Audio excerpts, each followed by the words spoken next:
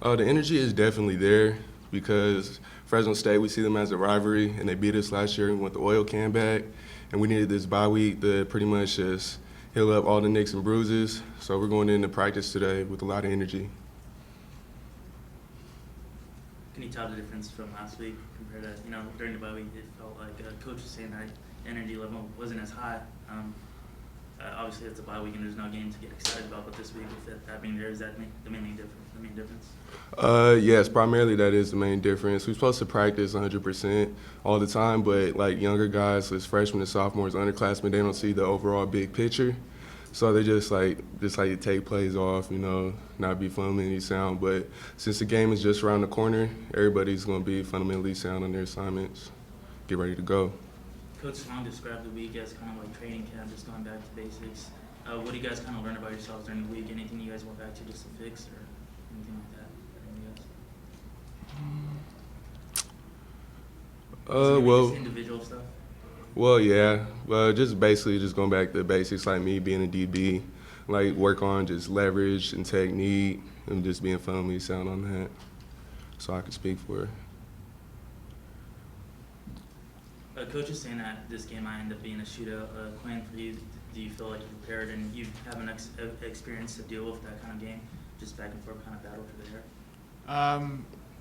We played a pretty high-scoring game against Nevada. I don't know what type of game it'll be. I feel like our defense is preparing well, but they obviously have a really good offense, and they have a really good defense too, so we just got to be prepared and play 4 quarters the best we can, and I think it'll be close at the end.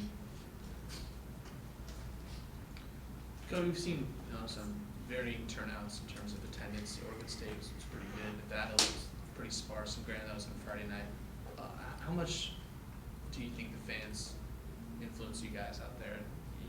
If they're loud one day versus maybe not so loud another day, does that have an effect on your performance? Not so much. Like we prepare the same way every game, depending if it's going to be 100,000 or 15,000.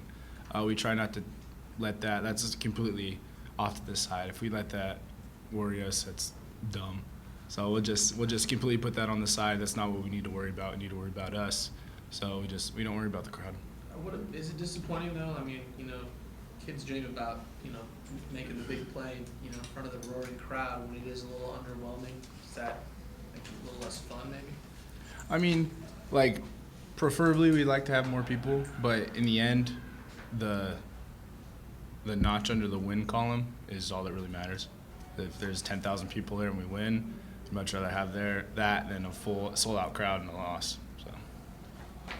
Is it fair to say that this is probably one of the biggest games you guys are going to face all year, if not the biggest, because of the fact that you're both competing for that title?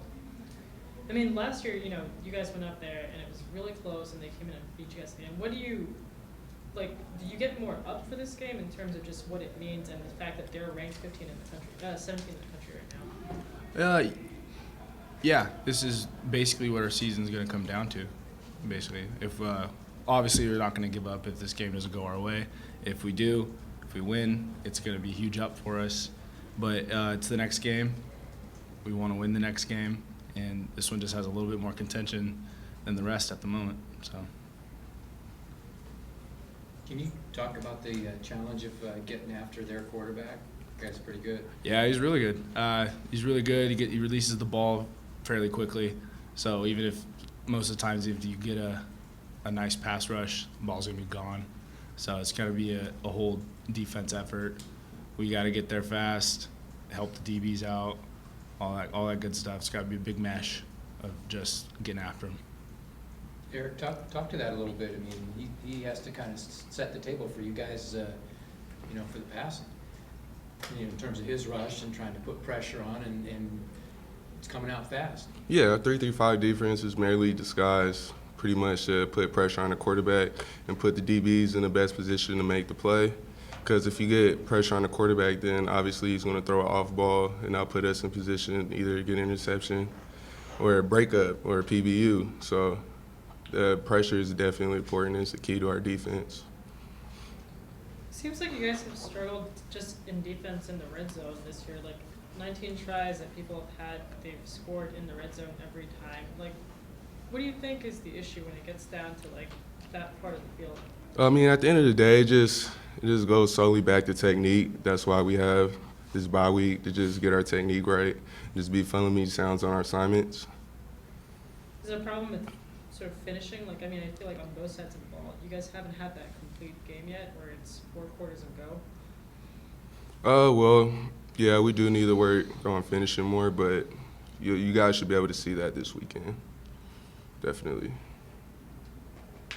Quinn, the line play in front of you, where have you seen growth, improvement? I mean, I know that it seems like it's stabilized with the same starting 5 now. Has that helped in terms of getting the offense kind of in sync?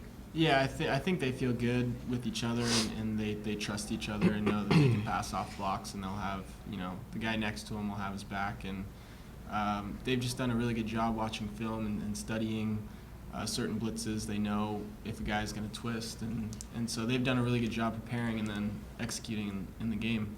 For you specifically, I mean, Jordan's just been your center all the way through. How important is it for you as a quarterback to have the same guy at that position, build a relationship with him? It helps a lot.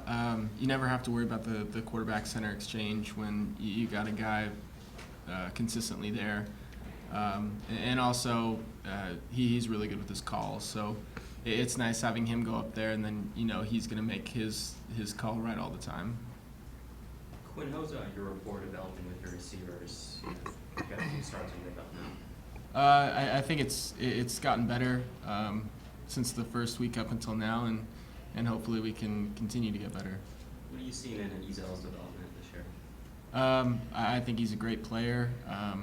He runs really good routes, and he always goes up and fights for the ball. So you can count on him because he'll always fight for the ball for you.